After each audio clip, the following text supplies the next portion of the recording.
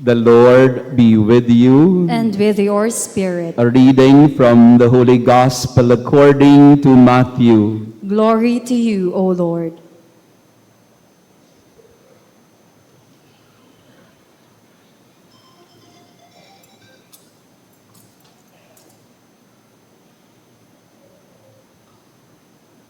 The disciples approached Jesus and said, "Who is the greatest in the kingdom of heaven?" He called a child over, placed it in their midst, and said, "Amen, I say to you, unless you turn and become like children, you will not enter the kingdom of heaven. Whoever humbles himself like this child is the greatest in the kingdom of heaven. And whoever receives one child such as this in my name receives me. See that you do not despise one of these little ones, for I say to you that their angels in heaven always look upon the face of my heavenly Father." The Gospel of the Lord. Praise to you, Lord Jesus Christ. Please be seated. Praise be Jesus Christ. Now and forever. Good afternoon, dear friends. Pakibating ang katabi natin. Ang good afternoon din to our online parishioners. Thank you for joining us. Viva Señor Santo Niño. Viva! Peace, Señor. Ang sagot ng mga tao ngayon o ang pagbubunyi ng buong Pilipinas. Hindi lang naman ho sa Cebu, sa kanilang sinulog, kung hindi kahit dito sa ating kapitbahay, sa Pandacan, Santo Niño de Pandacan, meron din silang buling-buling. Meron din sa Tondo, Santo Niño de Tondo. Meron pa nga ho na Santo Niño din na sa Tondo, meron pang Santo Niño de Baseco. Meron na rin pong Santo Niño. At syempre, sa iba't ibang bahagi ng Pilipinas, may Santo Niño sa Aklan, sa Kalibo, sa Tacloban, sa iba't ibang bahagi ng Pilipinas. Viva Santo Niño! Yan, very good. Alert pa kayo, ha? Viva Santo Niño! Masaya kumpara sa Nazareno, hindi naman natin pinag-aaway, pero kung pagkumparahin mo ang dalawang kapistahang ito, magkaiba ng panlasa o ng pamamaraan ng pagdiriwang. Alam naman natin, noong Nazareno, a few days ago, we saw the millions of people joining the Traslasyon. And unfortunately, it took 31 hours or more for the Nazareno to go back to the Basilica. And of course, unfortunately also, around 4 deaths, sa mga 4 ang namatay sa procession. So iba ang paraan ng pagpapahayag ng mga Pilipino sa Nazareno, ng kanilang pananampalataya. Pero iba din sa Santo Niño. Wala nga lang tayong sinulog, mukhang natulog pa ang mga kabataan natin. I would have wanted na meron tayong sinulog sa araw na ito. Pero masaya siya. Masaya ang pagdiriwang sa iba't ibang parokya at simbahan ay may sayawan, merong kantahan, may indakan, may sinulog, may ati-atihan. Peace, Señor. Masayang pagdiriwang. Pero hindi naman magkalaban ang Nazareno at ang Santo Niño. Sila ay isa lang. Isang Jesus na naging tao, na naglingkod at naghirap, nagpasan ng krus, namatay at muling nabuhay. Parang sinasabi sa ating lahat na ang buhay ng tao, anumang aspeto at bahagi nito ay pinasok ng Panginoon. There is nothing human except sin. There is nothing human that God did not know or God did not become familiar with. God in Jesus, when the Word became flesh, when God became man in Jesus, God has seen with His own eyes, felt with His own body, breathed with His own nostrils, beat with His own heart, the human experience and the human journey. Kaya alam ng Panginoon ang lungkot ng tao sa Nazareno, alam ng Panginoon ang mga sugat ng mga tao sa kanyang divine mercy. Alam ng Panginoon, ramdam niyang paghihirap ng mga tao sa kanyang Sacred Heart. Pero alam din ng Panginoon ang galak at tuwa ng mga tao sa pagiging bata, sa kanyang pagiging Santo Niño. Again, there's nothing human that the Lord does not know about, that the Lord does not recognize. And therefore, we can be assured, and we are definitely assured that God is with us. God walks with us. This is the primary message of the Santo Niño. God became small, little, so that He can enter into our littleness, in our humbleness of the human condition. Ang Diyos ay napakalaki sapagkat Siya ang may likha ng lahat. God is expansive, overwhelming. In fact, philosophers calls Him the mysterium tremendum et fascinans. In philosophy, God is described as the awesome, tremendous mystery that is beyond human experience and category. That's why He's called the mysterium tremendum. The awesome, tremendous mystery of God that seems to be unreachable to all of us. But that is not true.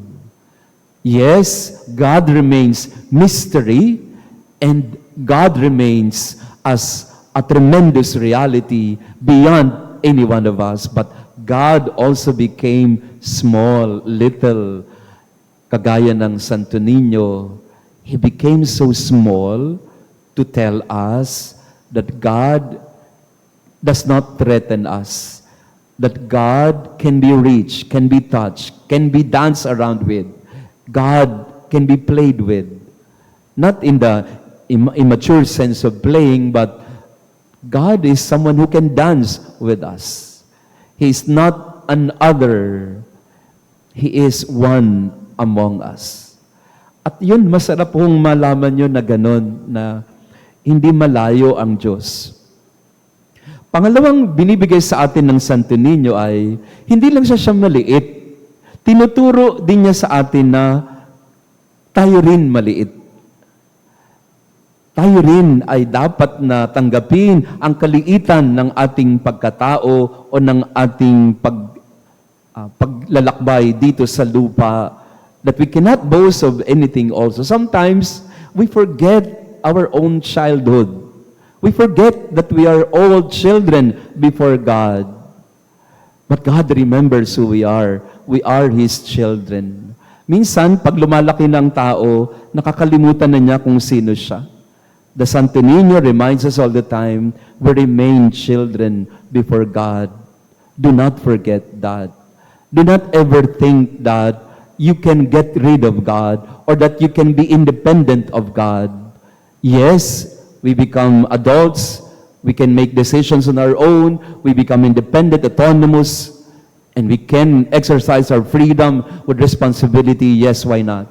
But we must not forget that our identity is the identity of a child. Lagi tayong bata. Ang Diyos ay naging bata para ipaalaala sa atin na anak tayo ng Diyos, na hindi tayo itataboy ng Diyos, na lagi tayong pangangalagaan ng Diyos. That God cares for us. He is not just small, so that He can assure us that He can be one with us. He also became a child to tell us that we are and we will always be children of God. That we will not be abandoned or forsaken. Kanina po, after my Mass at 7 a.m., may lumapit po sa akin na isang bata from Asilo, yung katapat natin pong orphanage. Sabi niya sa akin, Father, may request po ako. Sabi ko sa kanya, yes, ano yun? Pwede po ba next year, yung aking pong pangalan at birthday, ilagay nyo na rin ho sa calendar. Mukhang nalaman ng bata na yung birthday ko lang ang nakalagay sa calendar. May calendar na po ba kayo? Yan. O kuha ho kayo ng kalendaryo natin doon po sa ating office. Meron po ho kami, marami kaming kalendaryo doon ng 2025, no? So pwede ho kayo. 2026, 2026. So sabi nung bata sa akin, Father, March 20 po yung birthday ko. Sana nakalagay din doon sa calendar. Sabi ko, bakit? Siyempre si Father lang ang nandun. Sabi niya, kasi minsan wala akong nakakaalala ng birthday ko. Talagang nadurog ang puso ko ng bata, no? Siyempre, nagbibiro-biroan lang naman kami, pero alam ko may katotohanan yon. Maraming bata, no? Kagaya ng mga bata dyan sa asilo, sila ay mga napabayaan ng mga magulang, mga hindi na binigyan ng pagkakataon sa buhay. And yet, buti na lang, may mga tao na nagmamagandang loob para sila'y alagaan. People today do not care anymore about kids or children around us. Yun ang mensahe din ng Santo Niño sa atin. Oo, tayo ay huwag makalimot maging bata, pero huwag din kalimutan na may mga bata sa paligid natin na napapabayaan. And I would be very proud, not in a negative sense, but I would be very proud to tell you that in our own little way in the parish, we have been helping the kids, the children around us in our community. We have around 210 scholars na baka mamaya po after the Mass, make it a point na ngayon pong 2026, makapagpaaral po kayo ng isang bata. No? Kahit 1,000 a month po, 10,000 for the whole year, for the 10 months of their school year, makapagpaaral tayo ng isang bata. Ito po ay isang dapat nating gawin kasi maraming mga bata ay napapabayaan. No? In our own little way, hindi man natin matustusan lahat ng pangangailangan ng mga bata, pero we can help in our own humble little way. We can help children around us who are abandoned and forsaken. I was invited po to be part of a movement or a committee with EDCOM. I don't know kung familiar kayo sa EDCOM. Ito po yung inaaral po nila ngayon yung sitwasyon ng education sa ating bansa. And I think you're very familiar with the situation. We have a crisis in education. Educational emergency, we call it. Ano po ang ibig sabihin noon? Na sa atin pong mga estudyante, would you believe na marami tayo mga estudyante, college student, senior high school, non-reader, hindi makapagbasa. And if they are able to read, they don't understand what they are reading. It's a crisis. That now they're going back to what happened. Anong pinanggagalingan nito? Many of our students, they don't even score well in the many diagnostic exams that they are taking. Kulelat po tayo, no, sa buong mundo. Hindi lang po sa Asia, sa buong mundo. When it comes to reading, mathematics, science, kulelat tayo. Nasa panghuli tayo. So yung EDCOM, sinisikap nilang tingnan kung ba't ba nagkaganon ang ating quality ng education? Marami naman tayong paaralan, pero bakit ganon ang quality ng ating mga estudyante? Ano po ang dahilan at natumbok nila at natutukan? Anong pinakadahilan po? Stunting. What is stunting? Because of undernourishment and malnourishment. Stunting, ibig sabihin bansot. Not just physically. Hindi na lumaki, hindi na tumangkad, hindi lang physically, but hindi na tumangkad o lumaki, lumago dahil kulang sa nutrients, kulang sa mga sa gulay o kung ano man.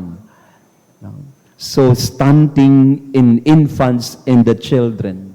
At nakita nila, pag hindi masustansya ang binibigay sa infant o sa bata, natural, ang laki na kaagad ng disadvantage niya when it comes to learning and education.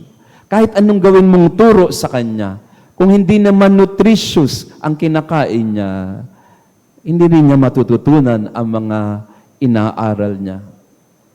And it's a crisis today, it's a silent emergency because we are not minding it at all as if okay lang yon. At sino ang biktima? Mga bata. Dito po sa Maynila, siguro, nakita ng gobyerno ito na problema, kaya lately, I don't know kung nabalitaan nyo, yung ating magaling na, alam nyo na, meron siyang tinatawag siyang your milk. Your milk. Maganda naman po, pero sana wala na ng pangalan, no? Para yung talagang totoong tulong nasa bata, no? Para so, pasensya na ho kayo, pero hindi ko talaga agree na may ganun pang mga tutulungan natin ng bata, pero yung mga kung ano-ano pa.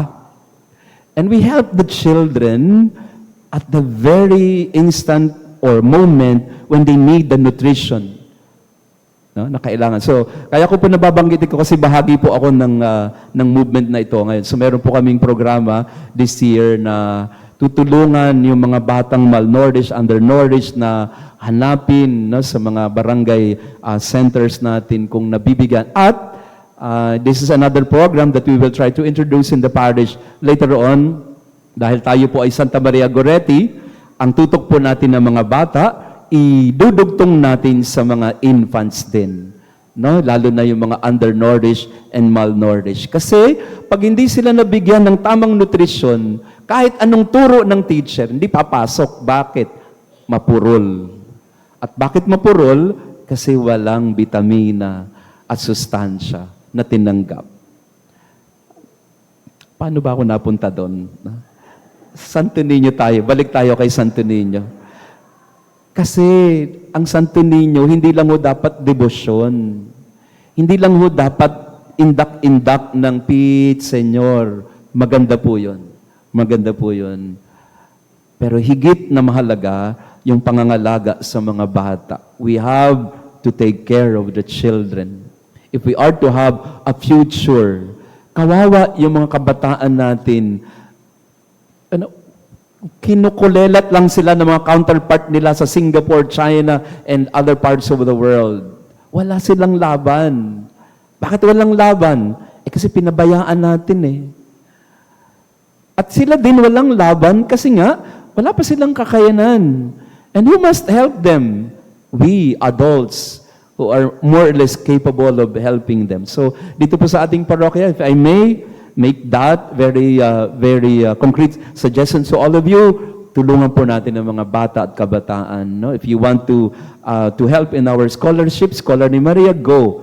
And we will be adding another program of giving nourishment to the undernourished in partnership with EDCOM and other entities also that are trying to help the children. Nilapitan po nila ako, hindi po ako lumapit sa kanila, nilapitan nila ako kasi sabi nila, Father, tamang-tama ang parokya mo, Santa Maria Goretti.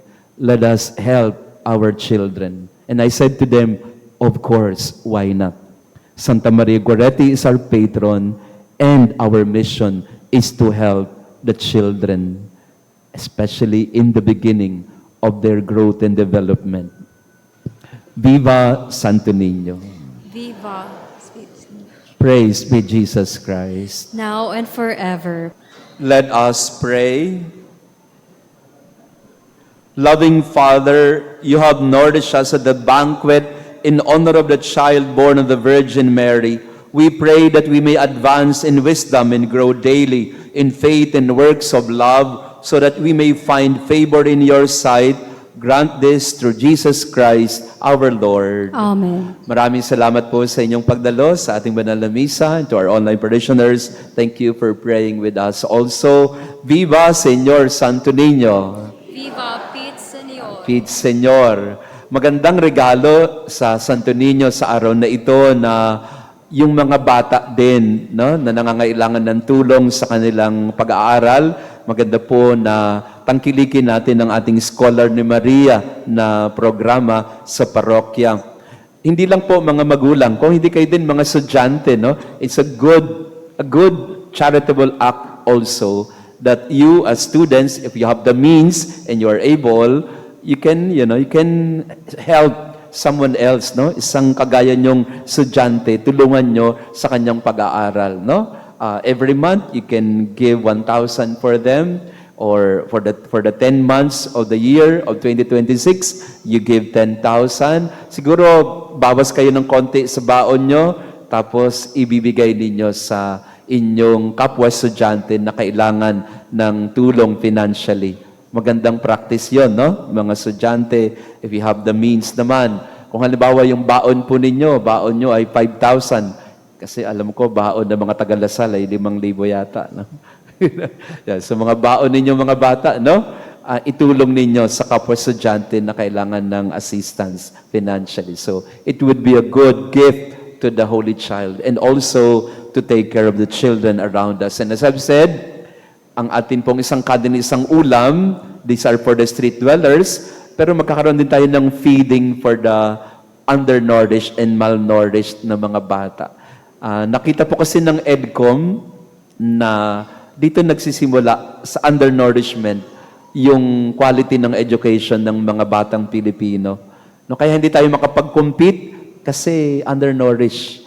No? Nung simula pa lang, hindi na nalagyan ng tamang nutrients ang katawan. So we need to arrest that social problem in our own little way. So we'll try to do that also this year, 2026. So maraming salamat sa inyong mga pagtangkilik sa ating mga programa in our scholarship program and our feeding program. The Lord be with you. And with your spirit. And may our loving God bless you all, the Father, the Son, and the Holy Spirit. Amen. Our Mass is ended. Go in peace to love and serve the Lord. Thanks be to God. Viva Santo Niño! Viva Pizza Señor!